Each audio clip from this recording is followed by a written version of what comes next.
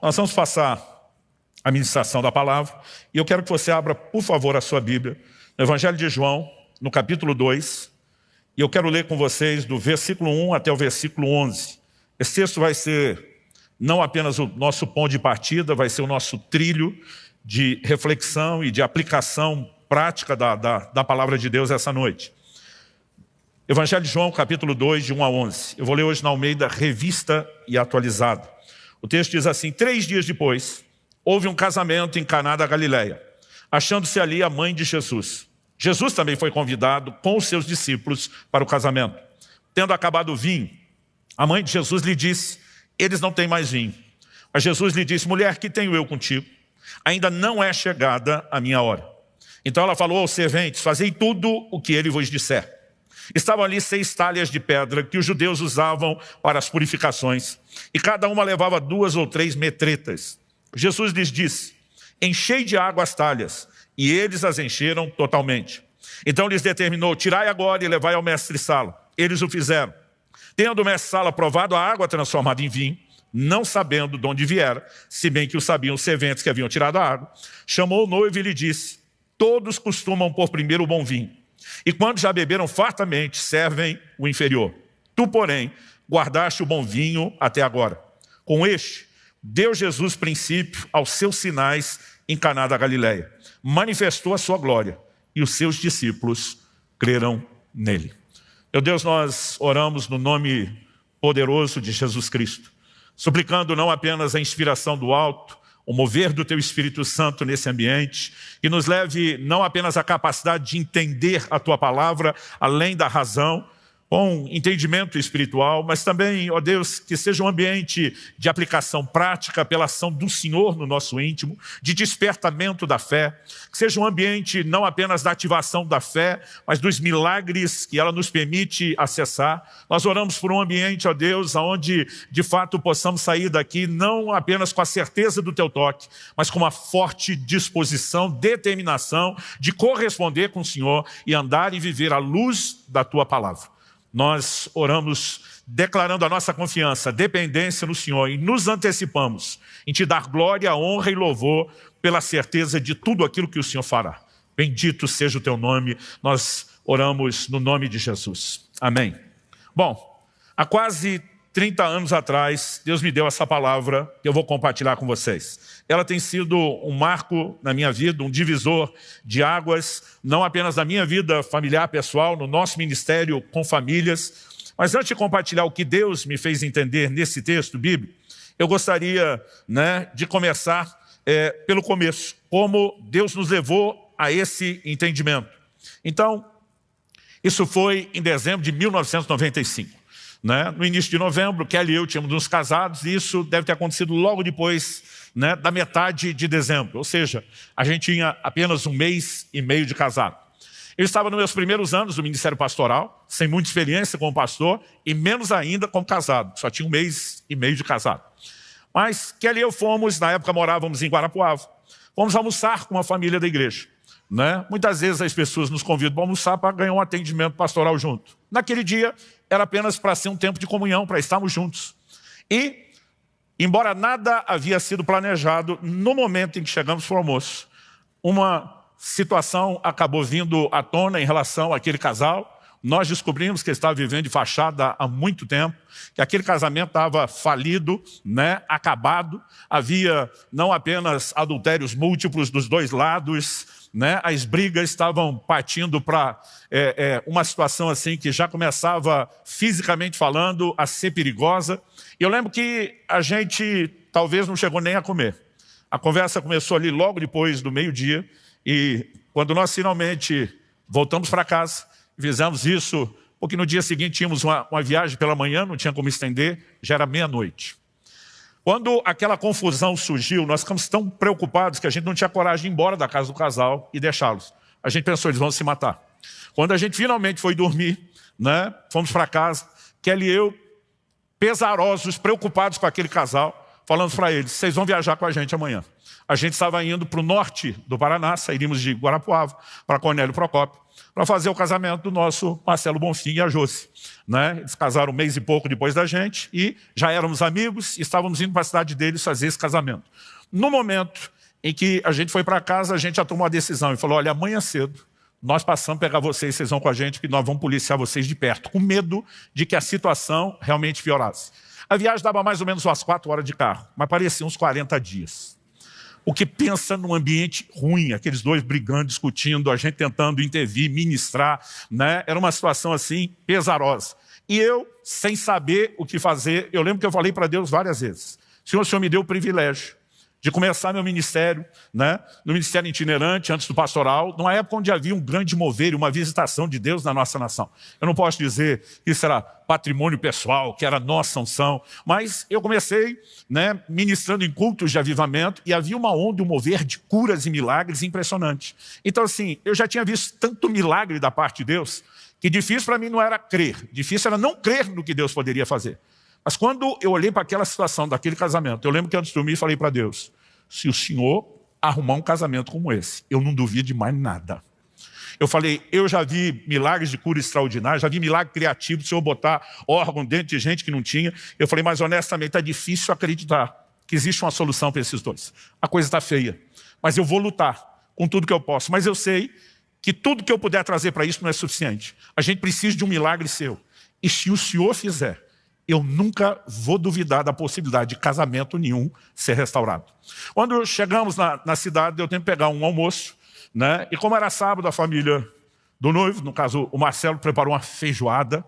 E eu lembro, a gente já tinha dormido pouco, estava cansado da viagem, pegamos o calor do norte do Paraná, com a feijoada no bucho, numa época em que eu não comia como hoje, né? Não tinha tanta moderação. Então eu lembro assim que bateu um sono descontrolado. E tudo que eu queria era ir para casa onde eu ficaria hospedado, acho que era do pastor da igreja, para conseguir dar uma descansada.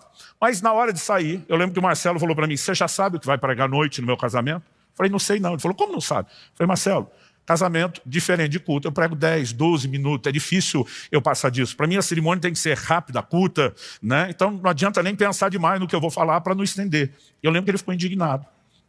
Ele falou, eu chamei você porque o povo gosta de ouvir pregar. Falei, e para a igreja vou pregar no culto de domingo.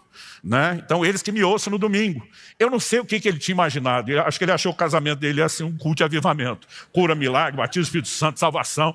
Né? E ele queria assim, ministração longa. Eu falei, não, eu não faço, me recuso. Né? O casamento não é dia disso. E eu lembro que ele ficou assim muito frustrado. Mas ele falou para mim assim, pelo menos me prometo, você vai orar a Deus e perguntar se ele tem alguma palavra especial. Falei, isso eu te prometo. Então antes do cochilo, por causa da promessa que eu tinha feito, falei para Deus, se o Senhor tiver alguma coisa especial para esse casamento, eu estou aberto e receptivo. Eu falei, mas ontem eu fiquei fazendo hora extra para o Senhor.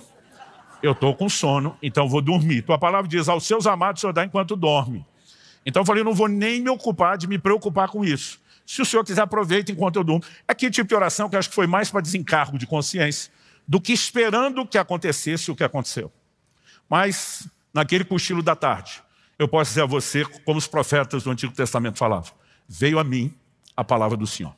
Eu não estou dizendo a palavra, né, que se tornou parte da Escritura, mas enquanto eu dormia eu tive um sonho, honestamente eu não me lembro de quase nada do aspecto visual.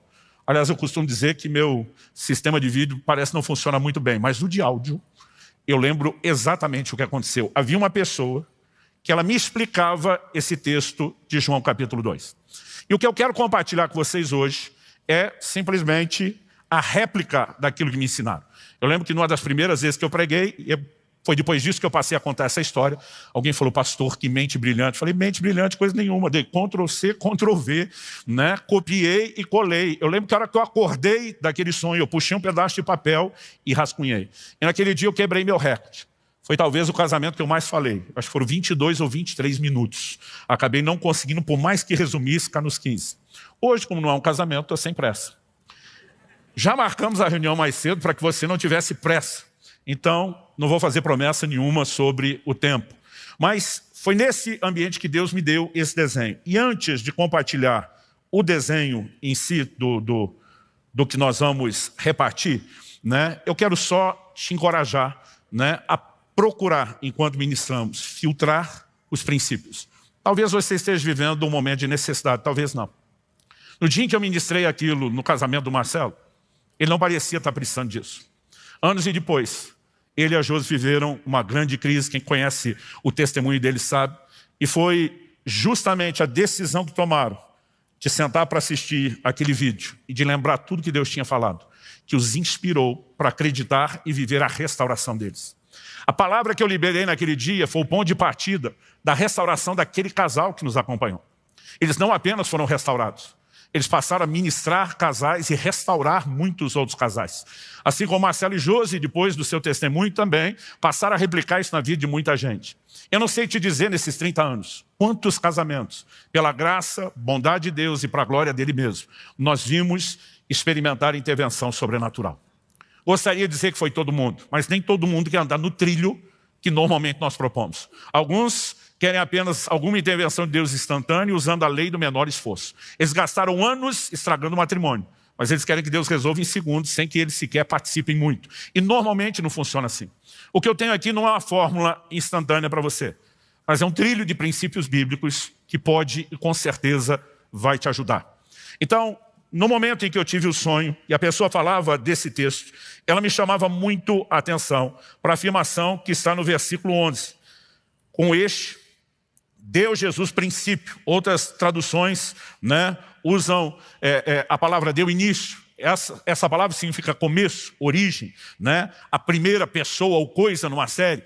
Em outras palavras, esse é o primeiro milagre que Jesus operou no seu ministério. E aquela voz dizia: você diz que crê para todo tipo de milagre, porque já viu curas e milagres de toda sorte, mas que não tem fé para um milagre no casamento desse casal que você está, né, levando na viagem com você. Ele dizia: é importante que você perceba que o primeiro milagre de Jesus não foi um milagre de cura, não foi de multiplicação de alimento, não foi de libertação. O primeiro milagre de Jesus foi operado dentro de um casamento. Ele disse: isso não está registrado na Escritura à toa. Romanos 15:4 diz que tudo quanto foi escrito, para nosso ensino foi escrito. O apóstolo João termina o seu evangelho dizendo que se todos os milagres que Jesus operou fossem registrados, nem no mundo inteiro caberiam os livros. Ele diz: mas esses foram selecionados. Ou seja, o que nós temos nos evangelhos é a seleção, uma pequena seleção de incontáveis milagres. Ele diz: esses foram selecionados para que vocês creiam.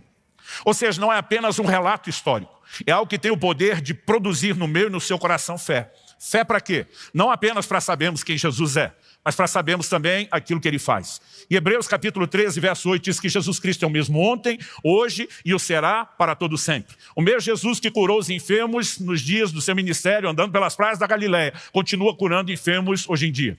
O mesmo Jesus que realizou esse milagre, vamos compartilhar num casamento, continua realizando esse tipo de milagres hoje. Mas a informação que aquela pessoa me dava. Outro dia alguém falou: pastor, o senhor acha que era um anjo? Eu falei: não sei.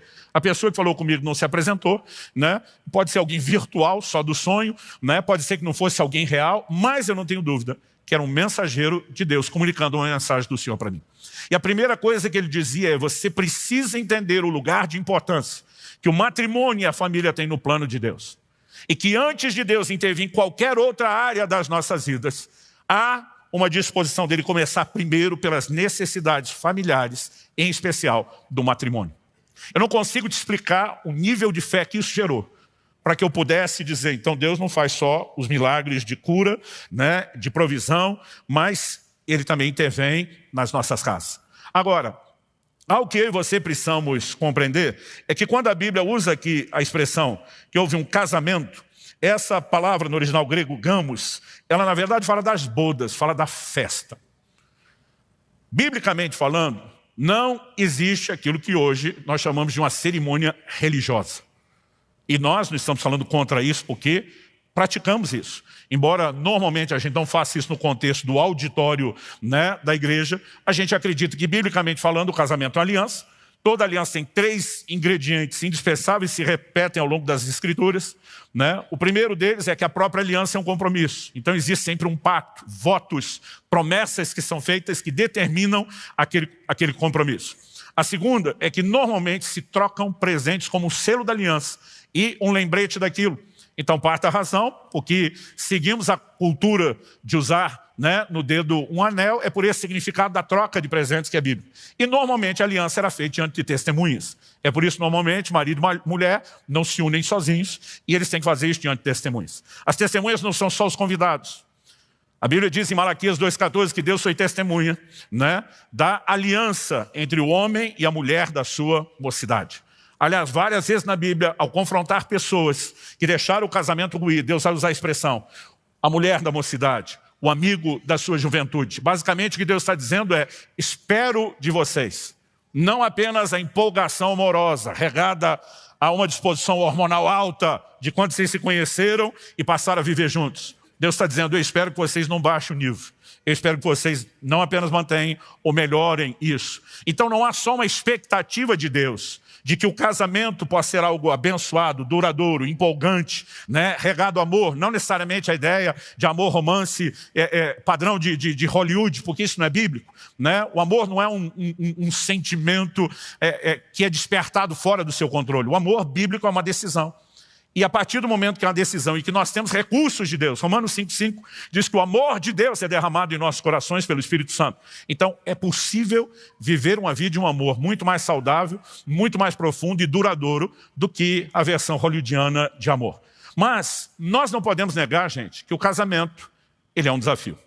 Não apenas um casamento. Outro dia alguém falou para mim, pastor, casamento é difícil demais. Eu falei, não é o casamento. Todo relacionamento é difícil. Se só o casamento fosse difícil, então só marido e mulher tinham problema, pai e filho não. Os irmãos não teriam conflito, né? Na verdade, você não precisa nem ser família. Eu, antes de casar, dividi um apartamento enquanto solteiro, né, com outro pastor amigo. Cada um tinha seu quarto, separado, seu canto, mas a gente discutia quase todo dia. Não era discussão de briga, no sentido de indispor, mas a gente era diferente em tudo. Pastor, um era organizado, outro bagunçado, antes fosse. Mas na área que um era organizado, o outro era bagunçado, vice-versa, opiniões. Agora, qualquer relacionamento será desafiador e vai exigir que eu e você tenhamos que morrer para o nosso próprio egoísmo. E mais do que aprender uma arte relacional, nós precisamos entender que o mesmo Deus que colocou diante de nós certos desafios, Ele também colocou recursos para que os desafios sejam superados, senão Ele seria injusto na sua expectativa. Então, diante desse desenho, né, nós temos aqui não apenas um casamento acontecendo, mas a Bíblia mostra que uma das primeiras afirmações aqui é que acabou o vinho. Isso significa não apenas que a festa seria interrompida, frustrada, mas aquela pessoa que me explicava essas coisas dizia, existem vários símbolos, figuras simbólicas nesse texto. E ele falou, o vinho é uma delas. E quando ele mencionava o vinho, ele citava o Salmo 104:15, que fala a respeito do vinho como sendo aquele que alegra o coração do homem. O vinho, como figura bíblica, é um dos símbolos do Espírito Santo, que claramente a Bíblia diz, traz alegria para o nosso coração. Mas ele não fala só dessa alegria espiritual. De uma forma geral, ele é figura de alegria. E o que a Bíblia está dizendo é que aquele casamento que mal tinha começado, essas bodas, essas festas, não era como nós fazemos hoje em dia, se fazemos uma única festa logo depois da cerimônia e de preferência que não dure tanto. Eles normalmente, era o padrão, tinham 7 dias, uma semana de festa, de bodas. Então, meu amigo, você manter comida e bebida, e vinho era bebida cara para a condição deles, por 7 dias não era brincadeira. Quando o vinho acabou, esse é o cenário que nós vamos apresentar aqui como problema. Quando Jesus opera um milagre, é a solução. O problema e a solução será o primeiro tópico da minha mensagem. Já que a solução é um milagre, no segundo tópico nós vamos discutir o processo do milagre, como foi que ele aconteceu. Para só em terceiro e último lugar falar do resultado do milagre. Mas quando falamos do problema, o relato bíblico é o vinho acabando.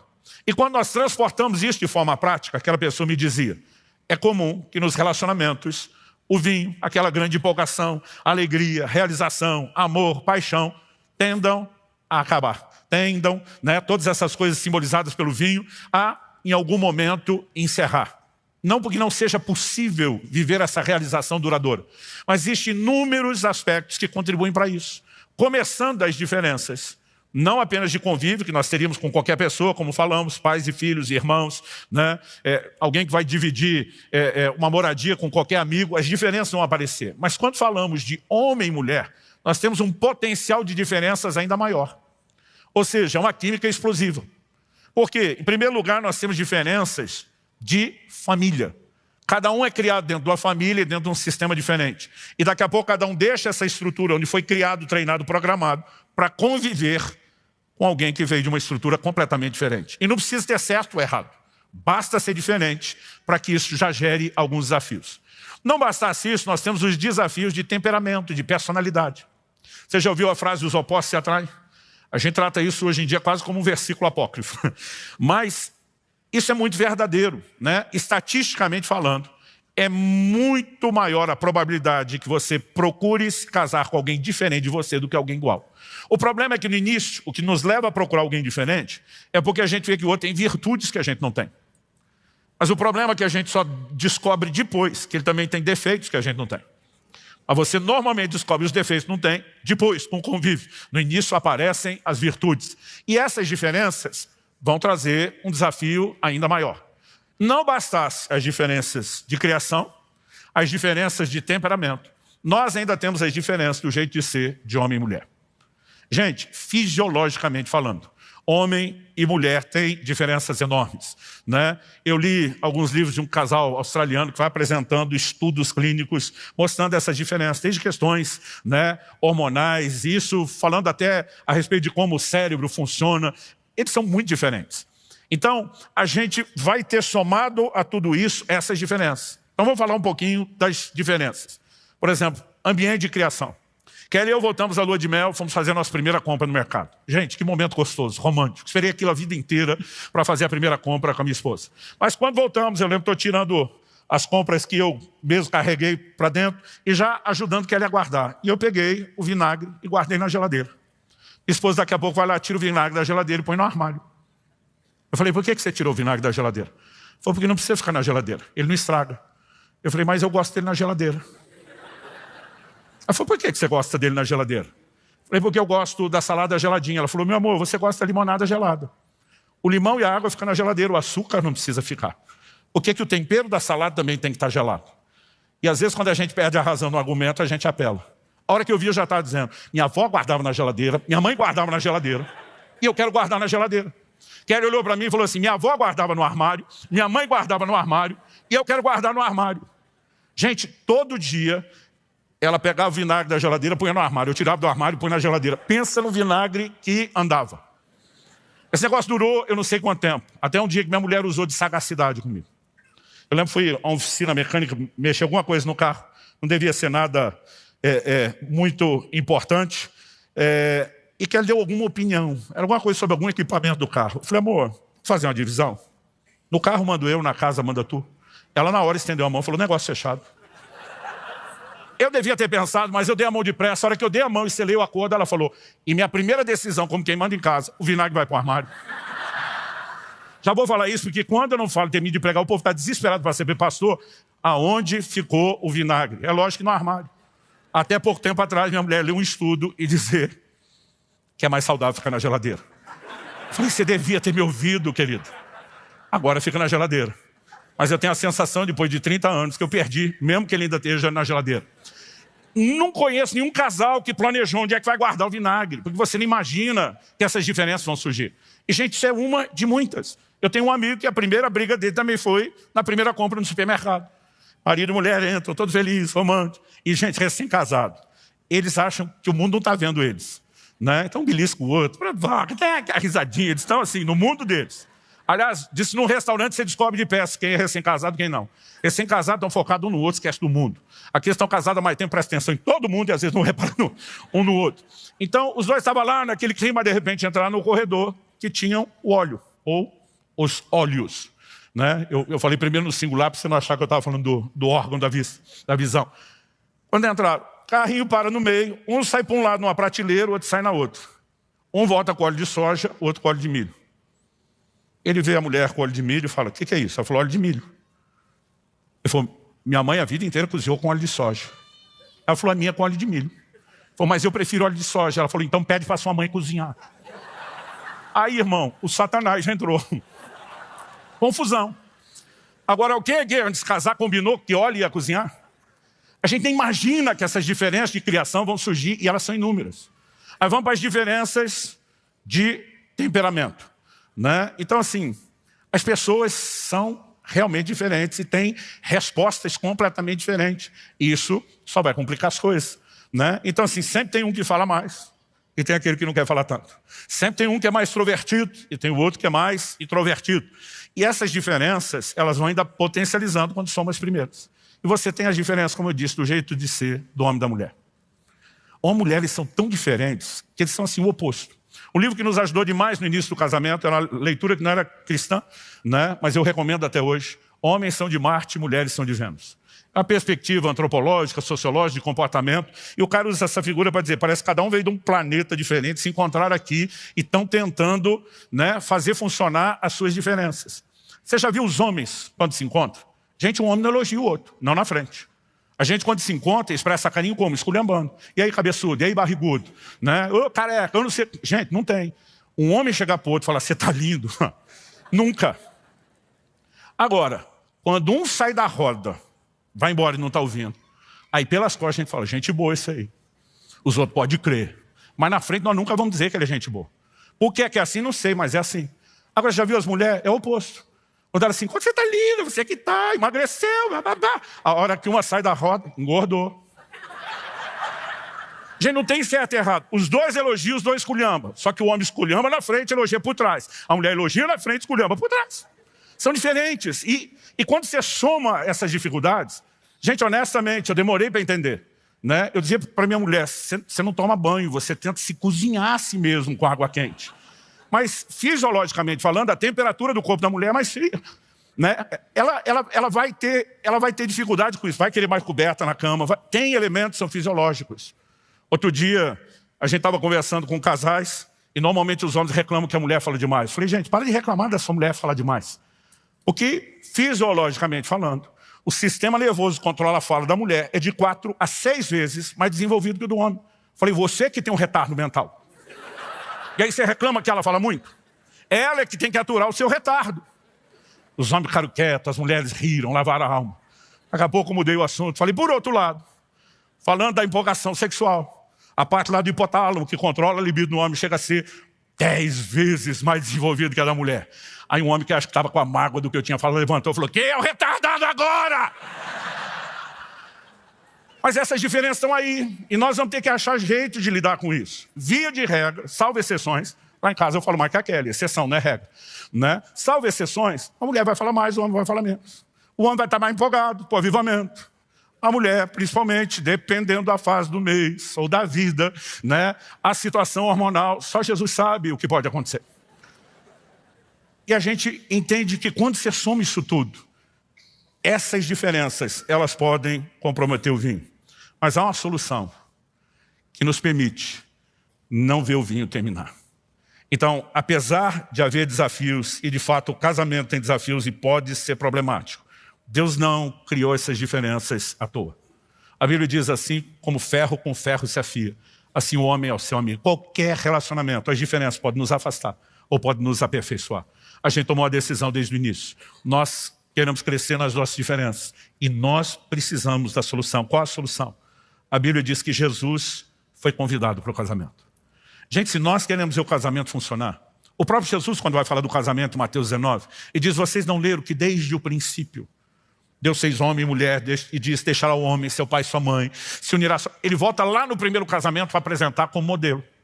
Agora, quando você volta lá no primeiro casamento, o que é que você vê em Adão e Eva? Quando Deus cria e estabelece o primeiro casal no jardim, a Bíblia diz que Deus os visitava diariamente. Eu brinco até hoje que Deus não respeitou nem a lua de mel do casal. Todo santo dia ele estava lá. Não estava o dia inteiro, eles tinham sua liberdade, mas ele estava lá, o que ele estava dizendo? Eu quero ser parte do relacionamento de vocês. Isso foi algo que Kelly e eu pudemos entender cedo. Eu vi sobre isso, né, naquele sonho. Eu lembro quando fizemos a nossa lista de convidados para o casamento, juntando as listas dos dois lados, nós tínhamos lá todo mundo que a gente lembrou que queria honrar e entregar o convite. O casamento acabaria sendo uma cerimônia aberta, mas aquela coisa de querer honrar essas pessoas.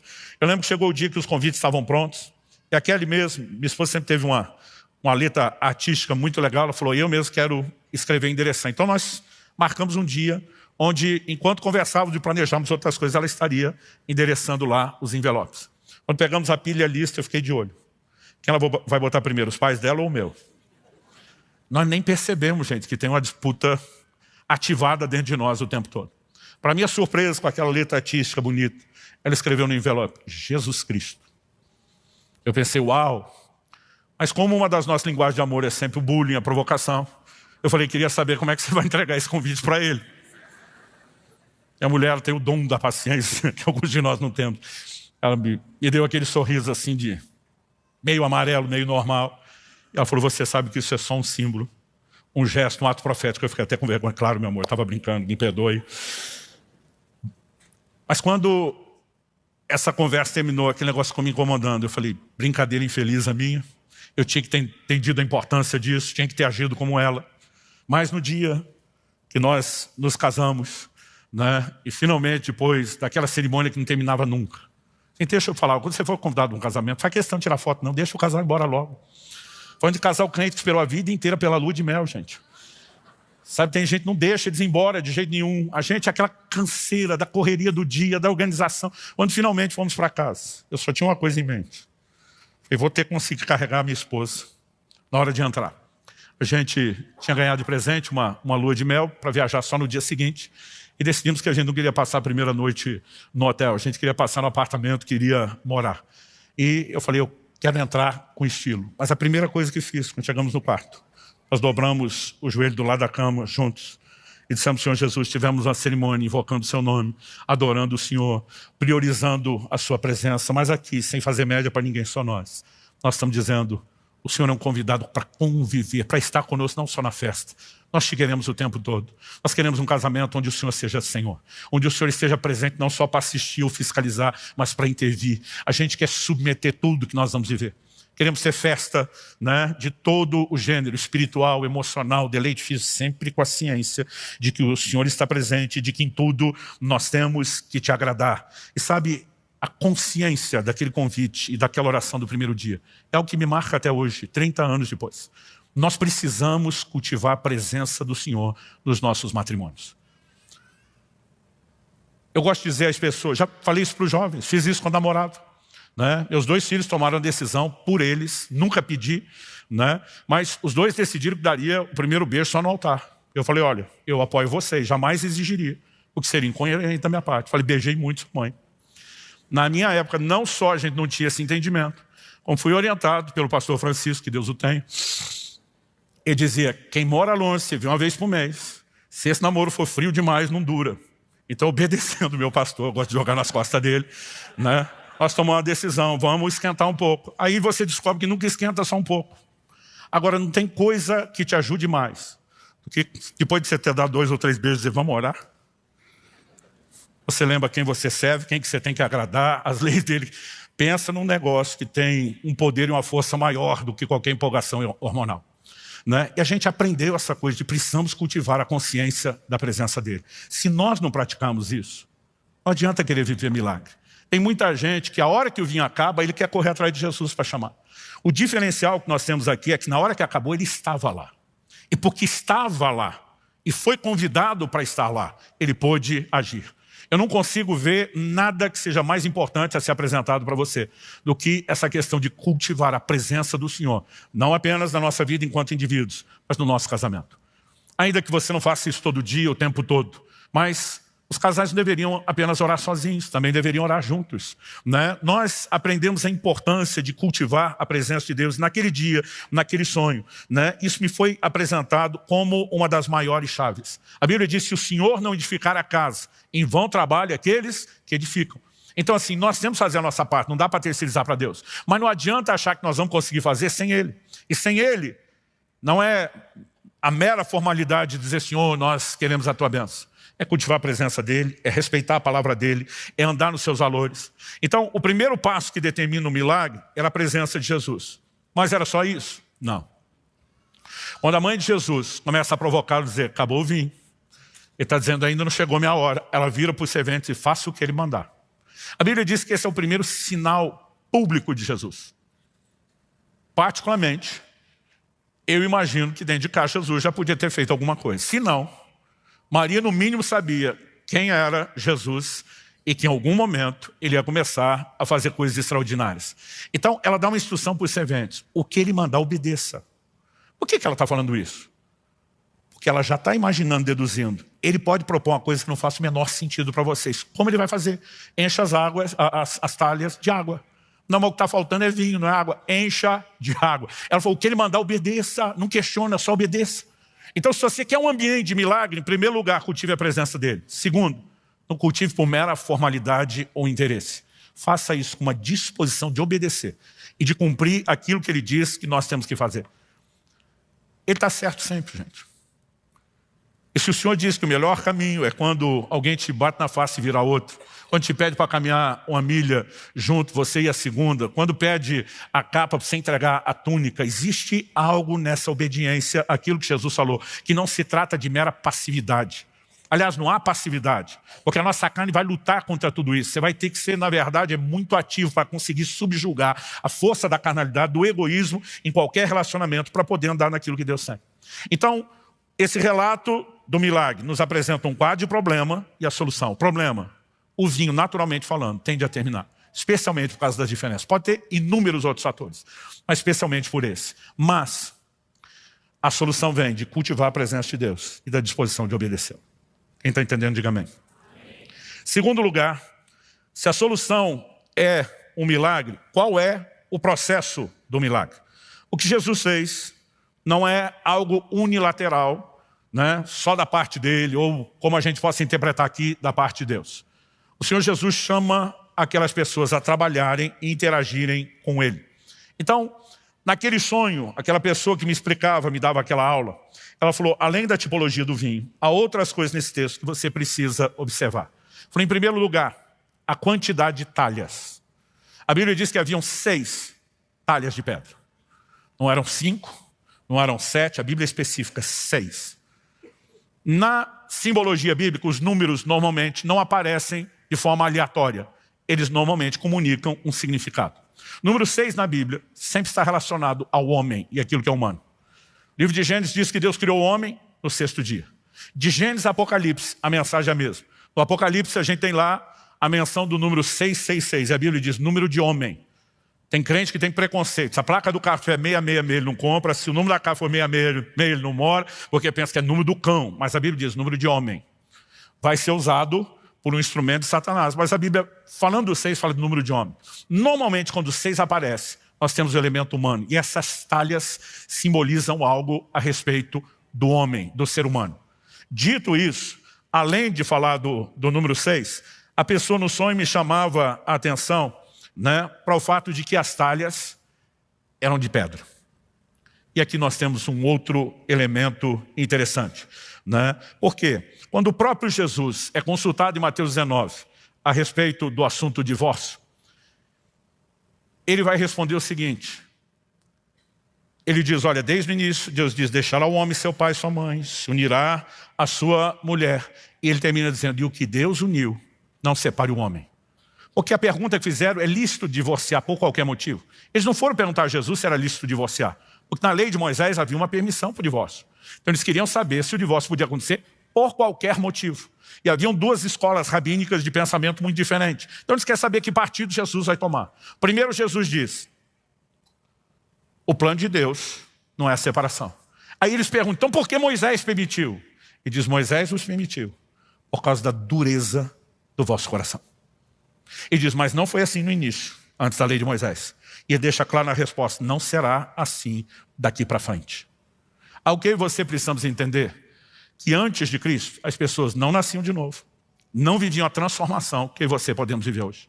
Jesus diz, pela dureza do coração, pela incapacidade de vocês de viverem transformação. O livro de Hebreus cita repetidas vezes que a lei não podia aperfeiçoar aqueles que prestavam culto. Então ele diz, Moisés permitiu em caráter de exceção pela dureza do coração.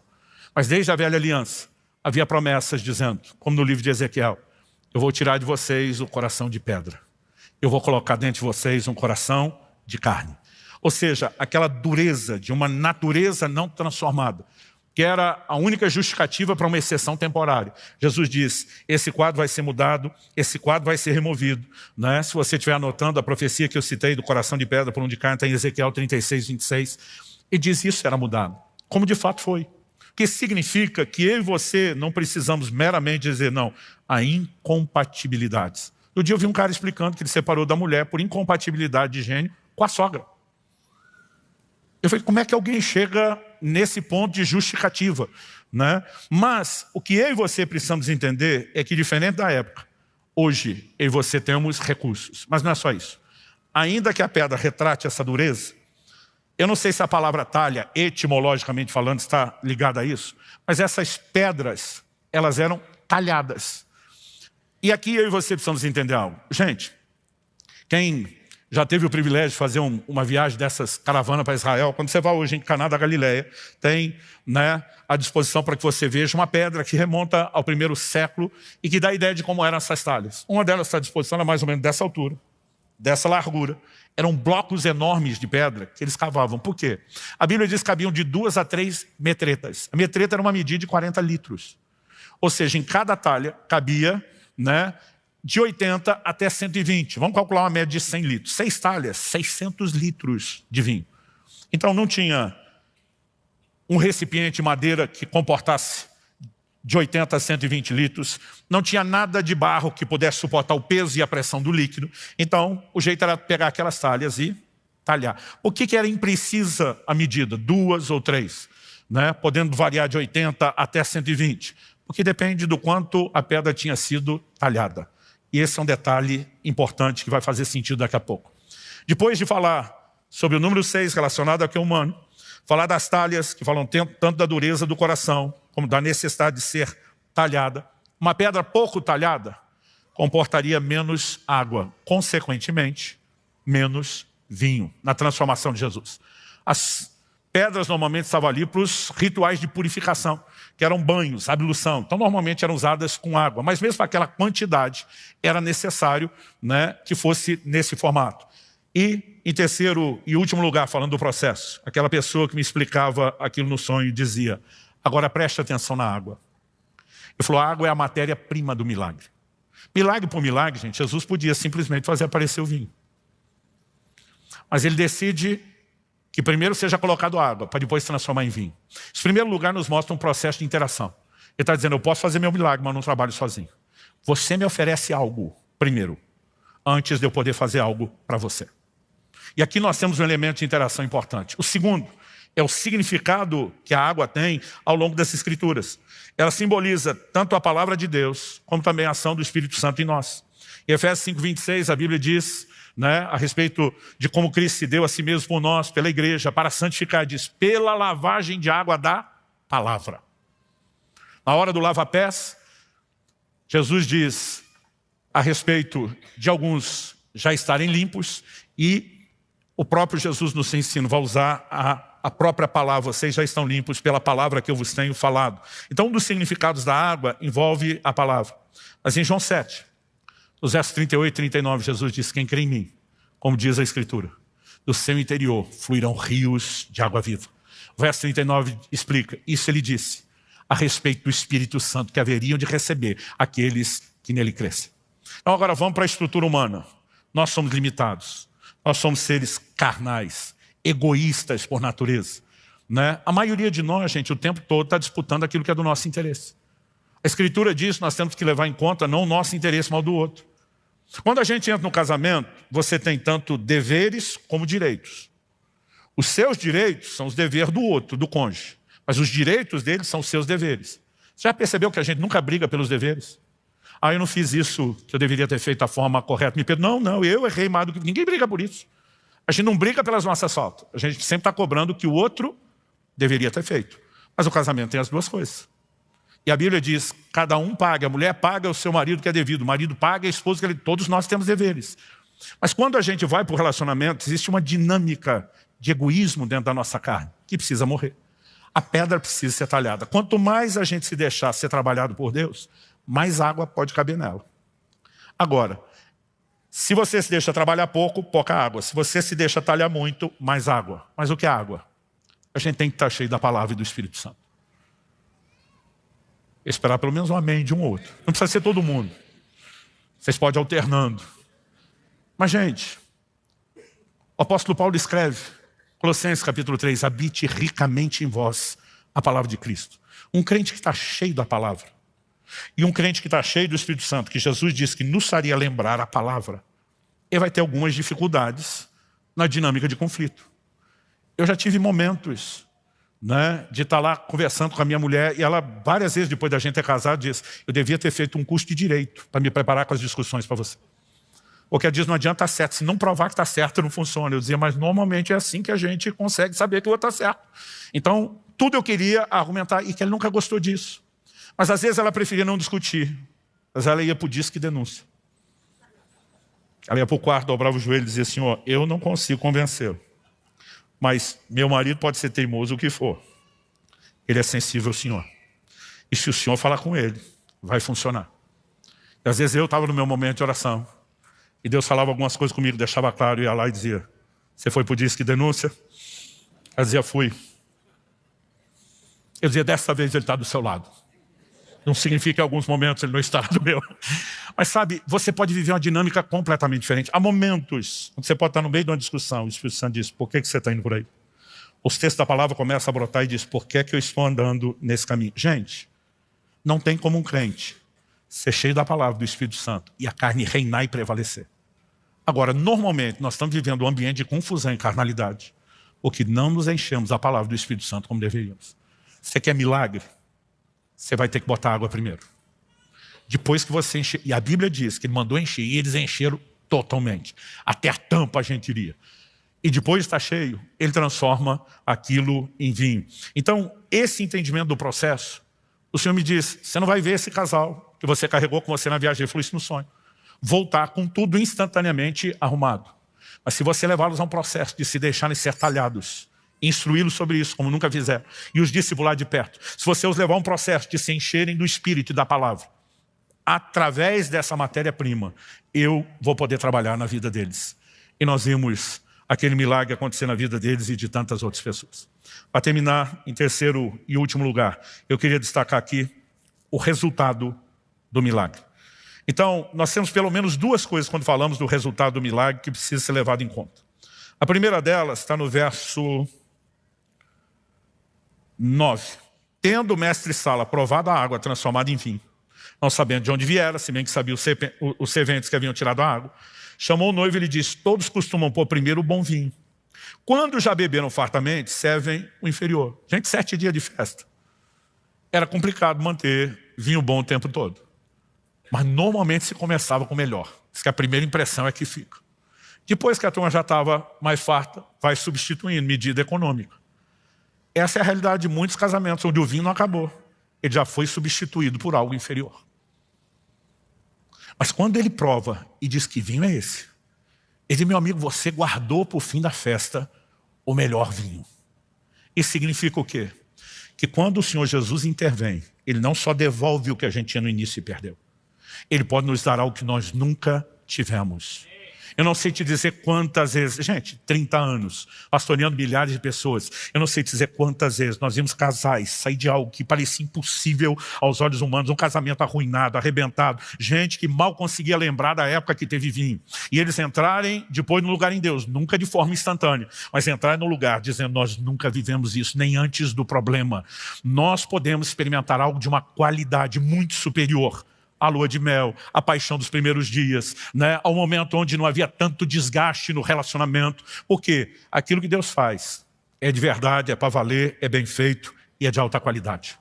E nós precisamos acreditar nisso. A segunda coisa é que nada do que Deus faz é só para você. Você não foi salvo e alcançado por Deus sozinho. Falamos disso aqui domingo. Nós somos alcançados para alcançar, o que inclui pessoas. Tudo o que Deus faz na minha e na sua vida não é para parar na gente. E a gente precisa parar de orar como se a gente fosse o centro do universo. Deus, o Senhor precisa fazer porque eu estou aqui, eu sou o centro de tudo. Eu e você somos pequenas engrenagens de algo muito maior do que nós, que é o reino de Deus. E Deus não vai desperdiçar uma oportunidade de, quando faz um milagre na sua vida, deixar que isso seja só para você. Não existe desperdício na economia de Deus. Você observar mesmo quando Jesus multiplica pães e peixes, com a instrução dele depois: recolha o que sobrou para que nada se perca. Não há desperdício no plano e no propósito de Deus. E deixa eu te dizer algo, quando Deus faz algo na minha e na sua vida, Ele não vai desperdiçar isso agindo só em meu e seu favor. Deus pega todo milagre, toda intervenção que Ele faz na nossa vida para nos colocar numa vitrine, para que isso inspire outros, para que isso traga glória e honra ao seu nome. E o verso 11 nos mostra o objetivo principal do milagre. Nós precisamos parar de achar que Deus existe apenas para nossa alegria. É lógico que Ele tem realização para nos proporcionar, no âmbito individual e mesmo matrimonial. Mas Deus não existe só para fazer eu e você feliz, querido. Na verdade, se nossa alegria fosse Ele, a gente não teria tanta infelicidade, tanta necessidade de ficar pedindo alegria para Ele. Mas quando Deus opera na minha e na sua vida, Ele está dizendo, além de te abençoar, eu quero te usar como um instrumento que inspire outros, que traga glória, que traga honra ao meu nome. Nós tivemos a oportunidade ao longo dos anos de poder levar a Jesus muitas pessoas que trabalharam em casa. Né? Cada lugar tem um nome, é empregado, é doméstico, é a servente, é a diarista. Né? Então, nós tivemos a oportunidade de levar muitas dessas pessoas que trabalharam conosco para Jesus. Porque no convívio, elas diziam, vocês têm algo diferente que a gente não vê na maioria das casas. E sabe, quando as pessoas veem o que Deus está fazendo, isso pesa para honrar e glorificar o nome do Senhor, para provocar a fé das pessoas. Né? Muitas e muitas situações. Milagres nós vivemos de provisão, milagres de cura. A gente sempre entendeu, isso não é apenas para nós. Isso precisa ser compartilhado, isso precisa ser às vezes até alardeado, porque vai provocar a fé de outros, vai trazer glória a Deus. E o verso 11 diz, com esse, deu Jesus princípio aos seus sinais em Caná da Galileia. Manifestou sua glória e os seus discípulos creram nele. Quando esse entendimento entrou no meu coração, gente, eu tinha 1 mês e meio de casado. Eu falei, Deus, esse casamento tem que funcionar. Não é apenas para que eu seja feliz. Para que o Senhor seja exaltado. Para que o seu nome não seja envergonhado. O Senhor me chamou para pregar a sua palavra, que revela princípios do matrimônio e da família. Como que eu não vou trazer o Senhor para dentro? Como eu não posso, né, ter essa preocupação de dizer, a gente tem que viver de forma exemplar. A gente tem que transbordar essa mensagem através da forma que vive. E aquilo gerou algo dentro de mim. É possível viver de uma forma que não seja apenas bom para a gente. Seja bom para Deus, seja bom para os outros, para aquilo que as pessoas verão. E sabe, eu já vi gente dizer, não estou mais disposto, não acho que o cônjuge vale a pena. Se ele não vale, o nome de Deus sendo glorificado em vez de envergonhado, deveria valer. As pessoas seriam inspiradas, deveriam valer. Sabe, nós não percebemos que muitas vezes é um jogo de desgaste emocional explorado por Satanás para que você seja passivo e não lute. É possível viver a intervenção de Deus. E sabe, uma coisa era eu pregar, quando eu pregava essas coisas logo no início, que Deus falou comigo, as pessoas diziam, está na lua de mel, é fácil falar isso. Hoje, 30 anos depois, eu digo, nós estamos na melhor fase do casamento. Outro dia um falou para mim assim, vocês ganharam na loteria. Acharam uma compatibilidade. Falei, meu amigo, eu e minha esposa, nós somos diferentes demais. Ela é surpreendentemente dócil e paciente. Eu acho que isso ajuda. Principalmente pelo fato de eu ser um colérico daqueles que sempre se irritou mais fácil. Mas nós dois entendemos que a gente tinha que ir para um lugar onde essas talhas de pedra tinham que ser mais cavadas. Onde a gente tinha que não apenas encher de água, mas criar o maior espaço possível, para que houvesse o maior volume possível de água. Porque se você é pouco talhado e bota ali meia metreta, 20 litros, você tem um milagre menor do que o que tinha 3 metretas, 120 litros. Quem está entendendo? Você pode ter 2 talhas cheias, mas um é muito pouco cheio porque ele não se deixou ser trabalhado. Agora, quando nós vamos entrando nesse lugar em Deus, é possível experimentar ações extraordinárias da parte de Deus. Eu me lembro de uma ocasião onde Kelly e eu tivemos muita discussão, não virava briga, mas a gente, discussão no sentido de ficava argumentando e não entrava em acordo. A maior reclamação das mulheres, os maridos normalmente o problema não é o que você fala, é como você fala. E às vezes eu dizia, eu tenho culpa de ter um pulmão forte. Mas não é apenas o tom da voz, né? É a forma, é a maneira. E para nós isso era algo comum. Eu dizia, meu amor, não adianta nada falar com a voz baixa, dócil, educada, e feito ninja, passar o bisturi por baixo, né? E botar as entranhas do outro para fora também. Né? Então não é só como, também é o que. Ela dizia, mas também não é só o que, é como. E a gente ficava nessa discussão um tempão. Eu lembro de um dia, nós chegamos numa casa fazer uma visita, portão eletrônico na época era novidade. Toquei o interfone, o irmão da casa falou, estou abrindo. E, aquele portão abriu, eu fiquei impressionado, o portão abrindo sozinho. Aí um cachorrinho, filhotinho da casa, fugiu para a rua. Eu catei o bichinho antes que fosse atropelado. Mas era fofinho. A família estava longe, abriram o portão, ainda não tinha chegado. Aproveitei o momento, estava só eu e a Kelly e o cachorrinho. Falei, eu vou ter uma bolinha de pelo tão fofa. E comecei a esculhambar o cachorro, mas com um jeitinho bonito de falar. Minha mulher falou, pode parar que eu estou entendendo onde você vai. Eu falei, amor, é só o que, como fala. O que fala faz toda a diferença também. Não tinha jeito da gente resolver esse negócio. Mas um dia minha esposa, eu falei de uma forma acertada, sábia. A gente tinha um problema para resolver, porque além de marido e mulher, a gente trabalhava junto. E Kelly tinha tomado a decisão no departamento dela, que resolveu o problema do departamento infantil, mas criou problema para outros 3. E ela tomou a decisão sozinha, sem o presbitério. Falei, meu amor, nós estamos indo para a reunião. E lá, eu não sou o seu marido, eu sou seu chefe. Eu vou ter que corrigir o que você fez. Não leve no pessoal. Lembre que eu amo você. Mas eu vou ter que tocar no assunto na reunião e resolver o problema. Ela falou, que bom você falar isso antes, me preparar e fazer isso com tanto jeito dessa forma. Você podia fazer isso sempre. Ela falou, aliás, antes de corrigir, me ajudaria muito se você me elogiasse. Quando ela falou isso, eu já perdi a paciência. Falei, quando eu elogio você, eu não boto uma crítica no meio. Raramente você precisa ser confrontado ou criticado. O tempo todo você é louvável. E eu não tempero com algo. E no dia de chamar a atenção, ela falou, me ajudaria muito. Eu olhei para ela e falei, não me peça para praticar essa psicologia barata. Ela sabiamente ficou quieta, mas foi por disque denúncia. Dia depois eu estou orando, estava quebrantado. O momento perigoso é quando você está quebrantado na oração. Eu estava dizendo para Jesus, estou facinho. O senhor pode pedir o que quiser. O Espírito Santo falou comigo, você me acusou de praticar psicologia barata. Falei, nunca. A única vez que falei isso foi uns dias atrás para minha mulher, que queria que antes de eu confrontá-la, elogiasse ela. Ela é elogiada a maior parte do tempo. Me recuso a fazer isso. Eu falei, se você classificou o que sua mulher te pediu de psicologia barata, você falou mesmo contra mim. Não tinha nada a ver com o senhor, era só com ela. Ele falou, vai ler Apocalipse 2 e 3. Eu já sabia o que tinha lá, as cartas às 7 igrejas da Ásia. Em todas elas, antes de confrontar, Jesus começa elogiando. Vamos tomar a primeira carta no início do capítulo 2, a igreja de Éfeso como exemplo. Conheço tuas obras, teu labor, tua perseverança. Suportaste as provas pelo meu nome, não desfaleceste. Puseste a prova, se dizem apóstolos, não são, os achaste mentirosos. Ele fala da dedicação, do trabalho, da resiliência, do controle de qualidade. Aí em algum momento ele diz, mas como ninguém é perfeito, tem um negocinho aqui que nós vamos ter que arrumar. Tenho contra vocês, que vocês abandonaram o primeiro amor. Mas o fato errado não significa que está tudo perdido. Arrepende, volta à prática das primeiras obras. Nós podemos deixar isso bom. Mas deixa eu só te lembrar que também tens a teu favor, elogio de novo, que odeias as obras dos nicolaítas, as quais eu também odeio. Meu pastor Abe Uber chama isso de efeito sanduíche. E diz que toda a correção devia ser como um hambúrguer, servido em 2 metades de pão. Pão, apreciação, antes e depois. Correção no meio. Eu falei um dia para ele, mas posso servir um hambúrguer triplo? Ele falou, caprichando no antes e depois. E sempre funciona. A gente foi revolucionário. A partir daquele dia eu chegava, meu amor, você é uma mulher tão incrível, tão extraordinária, que eu fico até constrangido de ter que falar o que eu tenho que te falar aqui agora. Não, pode falar, não, é sério. Eu ganhei na loteria. Você é fantástica, você é admirável. Ela dizia, estou pronta. Dizia, meu amor, eu precisava ter feito isso. Ela, pois é, foi mal. Está vendo como você é incrível? Já recebeu de coração aberto, já resolveu. Esse negócio passou a ficar tão fácil, que um dia eu fui elogiá-la por alguma coisa, ela falou, estou pronta, pode falar. Eu falei, falar o quê? Não, você não ia me confrontar? Não, só estava te elogiando mesmo. Por causa de uma direção do Espírito Santo. Eu não sei te dizer quantos conflitos nós deixamos de ter.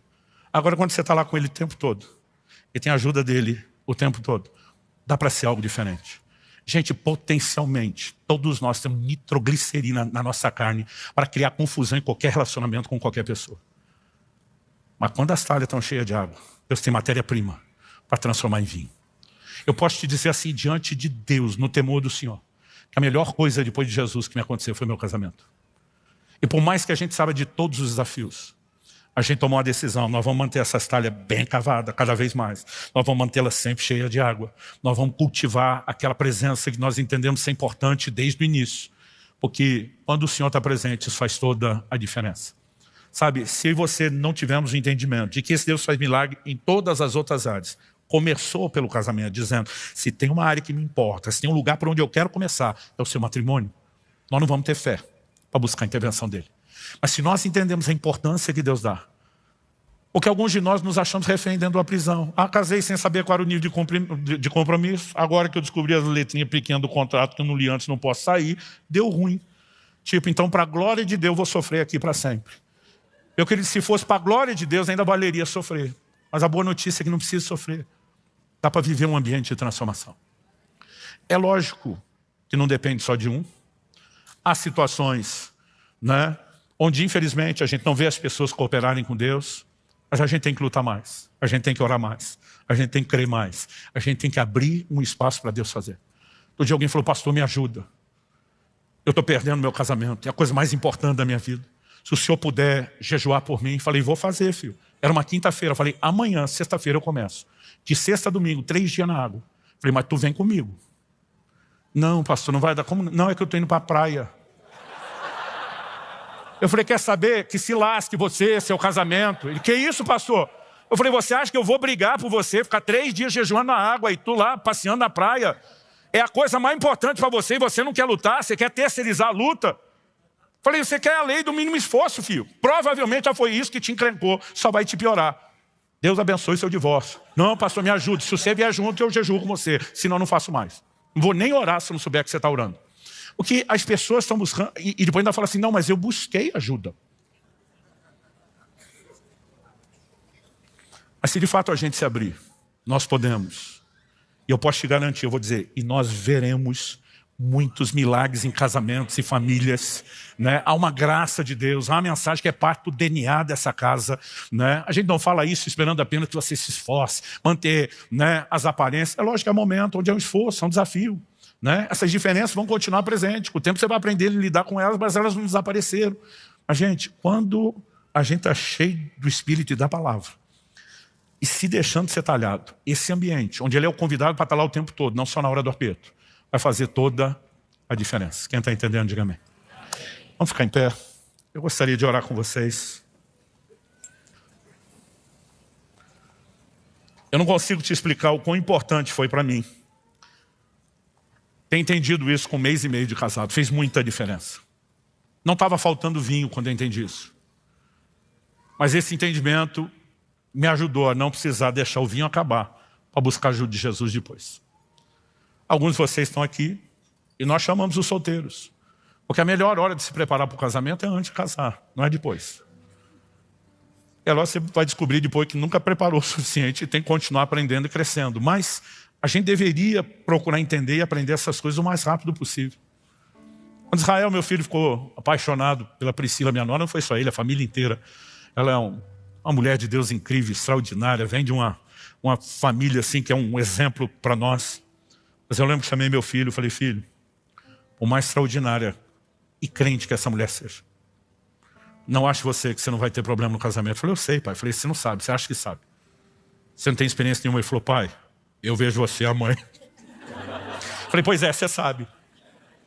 Um homem, uma mulher de Deus que ama Jesus e de vez em quando, né, a gente consegue tirar o outro do sério.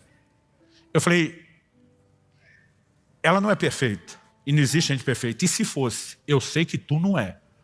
Eu também não ia deixar dar o troco depois dele esculhambar o pai e a mãe, né? Eu lembro que ele olhou para mim, sorriu e falou, pois é, pai. Mas de todas as imperfeitas, ela é a melhor. Falei, está no bom caminho. Já sabe que tem que trazer Jesus, já sabe com o que vai lidar, né? Mas ele falou, pai, são anos ouvindo você, a mamãe falar para os casais. Eu tenho certeza que não sei tudo, mas eu não estou entrando tão sem advertência como outros. Eu louvo a Deus por aqueles de vocês, seja aqui, seja por meio dessa transmissão, ou mesmo posteriormente, por meio dessa gravação, que se permitem aprender a entender. Mas alguns de nós, às vezes bate aquela tristeza, porque eu nunca entendi isso antes. Porque eu não soube disso antes. Por que é que eu não aprendi antes? Já dizia o ditado, não adianta só chorar o leite derramado. A gente tem que arrepender de todo o erro, mas sempre buscar conserto. E o ponto a ser discutido não é porque você não entendeu antes, é o que é que você vai fazer a partir de agora, com aquilo que você está recebendo. E você nessa noite não está recebendo só informação. Há uma graça de Deus sobre nós. Faz tempo que nós estamos planejando essa reunião, até sentir, entender qual deveria ser o momento, o timing da gente ministrar essas coisas. E eu creio que nessa noite, mais do que receber instrução, que é lâmpada para os seus pés, luz para o seu caminho, vai te ajudar na caminhada. Você está num ambiente onde há graça de Deus para você. Eu gostaria que nós pudéssemos orar pedindo a Deus que nos ajude. Aqueles que ainda nem começaram o casamento, possam começar da forma correta. Aqueles que estão no início, e talvez, como eu e a Kelly bem cedo, não tínhamos vivido a falta de vinho, apesar de já ter descoberto nossas diferenças e o potencial explosivo da nossa carnalidade somada às diferenças. Mas você pode tomar medidas preventivas. Mas talvez você diga, não, pastor, meu vinho não acabou, mas olha, está no finzinho. Não importa onde está, sempre há espaço para que Deus ache. Mas mesmo que tenha acabado, como foi nesse casamento. Ah, pastor, ali o milagre de Jesus foi salvar a festa. Não era necessariamente o matrimônio. Concordo que o relato é esse. Mas a Bíblia diz tudo que foi escrito. Para nosso ensino foi escrito. E se Deus se preocupa em salvar a festa, Ele não vai salvar aquilo que é mais importante, que é digno de festa. Então assim, algumas pessoas são peritos para achar desculpa que justifique incredulidade. Eu prefiro optar pelo caminho de fé. Pastor, mas e se a outra pessoa não quiser e não crer? Aí é outra conversa. Mas até que você lute o suficiente para que as vendas de cegueira espiritual caiam por terra, né? Para que haja um ambiente onde possa haver arrependimento, transformação. Não me diga que Deus não quer fazer. Muitas vezes nós jogamos em Deus a nossa missão e a nossa indisposição de lutar. Desde que começamos a igreja em Curitiba, isso não era novidade, continuamos aqui o que já tínhamos antes, há 20 anos atrás. Uma das coisas que minha equipe de presbitério mais me ouviu falar. Se algum momento o casamento não estiver bem, pare tudo e vá cuidar da sua casa. Nada é mais importante do que o seu matrimônio. Se em algum momento os filhos não estiverem bem, pare tudo. Depois de Deus, seu maior valor é a sua família. E sabe, nós não podemos dizer que acreditamos nisso. E quando as coisas estão difíceis, a gente não faz nenhum esforço para colocar o matrimônio em primeiro lugar. Essa própria disposição de agir dessa forma não significa que só com o nosso esforço nós vamos conseguir. Mas nós estamos declarando algo, nós estamos nos posicionando no lugar diante de Deus, dizendo, eu quero ser talhado. A gente tem mania de dizer que o problema é o outro. Mas o outro também acha que o problema é a gente. Eu tive uma vez em 30 anos, uma conversa, sentei com um casal, quero pedir ajuda. Falei, quem começa? O marido falou, ela. Essa mulher esculhambou aquele cara por 30 minutos, gente. Eu nunca vi alguém bater tanto, expor tanto o marido. Pensei, o que é que vai vir na réplica? Quando ela terminou, eu falei, o que você tem a dizer? Ele falou, nada. Falei, nada? Ele falou, o nosso problema é isso aí que ela falou. O problema sou eu. Essa mulher santa que não merecia alguém como ela na vida, como eu na vida dela. Eu falei, você está fazendo a média com ela? Ele falou, não, é isso mesmo. Gente, eu queria sair dali e soltar fogos. Eu nunca vi alguém dizer, pois é, o problema sou eu. Mas muitas vezes, isso é tudo o que alguém precisa para que Deus possa agir. Ali você não tinha só uma pessoa que estava nem aí para nada. Ele tinha entrado num lugar de consciência.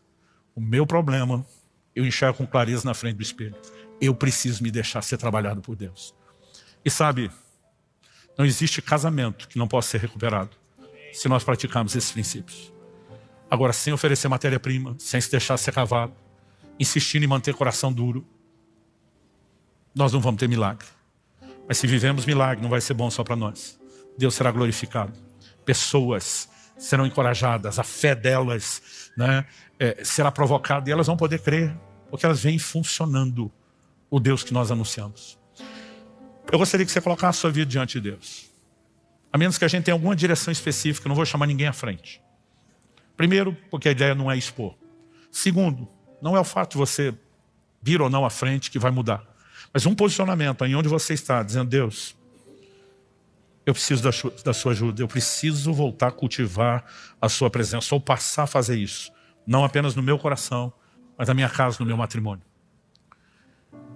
Eu preciso, de fato, cultivar a sua presença. Eu preciso entrar nesse lugar de entender a importância do que Maria disse. Façam o que Ele mandar. Não tem milagre que não dependa da sua obediência a Deus. E nós precisamos entrar nesse lugar. Se está na Bíblia é para ser vivido. Não, eu até sei que a Bíblia manda perdoar, mas não estou afim. E quer viver milagre? Então, talvez seja o momento da gente dizer, Senhor, eu preciso começar a arrumar isso aqui. Eu tenho um coração mais empedernido do que eu imaginava Mas o Senhor prometeu trocar o coração de pedra pelo de carne. Eu quero viver esse processo. Eu quero ser cheio do Espírito Santo. Eu quero ser cheio da palavra. Mas isso não vai entrar na sua cabeça por osmose enquanto você dorme. Você vai precisar gastar tempo com a palavra. A palavra é um espelho, ela vai expor nossas falhas. Mas também vai mostrar quem nós somos em Cristo, que está à nossa disposição. Vai inspirar a sua fé. É o ingrediente que nós precisamos. Coloque sua vida diante de Deus. Talvez você diga, pastor, as coisas estão melhores do que nunca. Mas tem espaço para melhorar. Talvez Deus incomode alguns de nós aqui presentes a orarmos por casais que não estão aqui e que estão precisando ir para a UTI urgentemente. Se você sentir algum impulso de Deus de interceder por alguém, não acho que isso é coincidência. Creia que é um impulso do Espírito Santo e obedeça a isso. Vamos orar por um instante. Do seu jeito, da sua maneira. Eu pedi para você ficar em pé porque é hábito. A hora que eu vejo, já fiz. Ora como você achar melhor. De pé, sentado. Ah, pastor, eu quero ajoelhar aqui no meu lugar, né? Pastor, eu sinto a necessidade. Quero ir aí na frente, ajoelhar? Pode. Eu não vou chamar ninguém como se vir dependesse disso. Mas que nesses próximos minutos de oração, a gente permita que algo seja liberado do céu sobre a vida da gente. Que haja despertamento, que haja entendimento espiritual, que haja, né, algo mais do que só informação. Você recebe essa palavra? Comece a orar, a falar com Deus. Aí nós colocamos diante do Senhor cada vida aqui presente. Cada matrimônio ou futuro matrimônio aqui representado. Pai, nós sabemos qual é o teu plano e o teu propósito. Que o que Deus uniu, o homem não separe. Mas, ó Deus, nós sabemos que não se trata apenas de não provocar a separação, porque alguns vivem separados ainda que juntos. Nós sabemos que o Senhor quer que cada um viva o seu melhor. E nós oramos por isso, Pai. Nós oramos que o vinho não cesse, que se cessou, que haja intervenção, que haja milagre. E nós oramos não apenas pela manutenção do vinho dos primeiros dias. Nós oramos por aquele vinho novo que é muito melhor do que aquele que já tivemos. Pai, nós oramos por um ambiente de intervenção divina. Nós oramos pelo sopro do Teu Espírito Santo nesse lugar. Nós oramos por um despertamento de fé. Nós oramos por entendimento espiritual. Nós oramos pela aplicação personalizada da Tua palavra que só o Senhor pode produzir dentro de nós. Pai, nós oramos por cada família aqui representada. Clamamos, ó Deus, por milagres que não apenas nos remetam a um lugar de alegria e satisfação, mas que nos levem a um lugar onde mais do que isso, permite que outros sejam despertados a viver no mesmo, que o Teu nome seja honrado e glorificado. Pai, nós oramos por casamentos, matrimônios e famílias que exaltem o nome do Senhor na forma como vivem. E que façam isso não apenas sozinhos, mas principalmente por cultivar a Tua presença e juntamente com ela as Tuas intervenções. Sopra sobre nós. Precisamos da Tua intervenção. Em diferentes níveis, em diferentes áreas, mas nós necessitamos. E nós clamamos o Teu toque, o mover do Teu Espírito. Nós clamamos que aquilo que o Senhor começou aqui agora não termine no final dessa reunião. Nós oramos não apenas que continue, nós oramos que o Senhor de fato aperfeiçoe, aprofunde, intensifique, que isso se torne progressivo para a glória do Teu nome. Nós oramos em nome de Jesus. Estende a Tua mão, Senhor. Toca cada um dentro da sua necessidade. Nós oramos que toda amarra do inimigo seja quebrada. Nós levantamos o escudo da fé contra todo dardo inflamado do maligno. Invocamos o Teu nome e a Tua intervenção. Mas honestamente, Senhor, temos produzido um prejuízo maior para os nossos matrimônios, nós mesmos, do que qualquer ataque do inimigo. Nós queremos nos expor para que o Senhor lide conosco.